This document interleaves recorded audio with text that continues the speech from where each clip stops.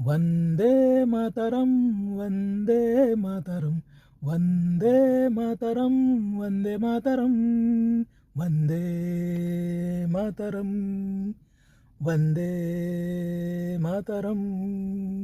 సబ్స్క్రైబర్లకి, ప్రేక్షకులకి, బంధుమిత్రులకి, శ్రేయభిలాషులకి happy republic day ఫ్రెండో. కొంతమంది ఆకతాయిల వల్ల లేడీస్ పైన జరుగుతున్నటువంటి అత్యాచారాలు, మానభంగాలు, హత్యలు, వాటి వల్ల దేశం స్థాయి దిగజారిపోతుంది.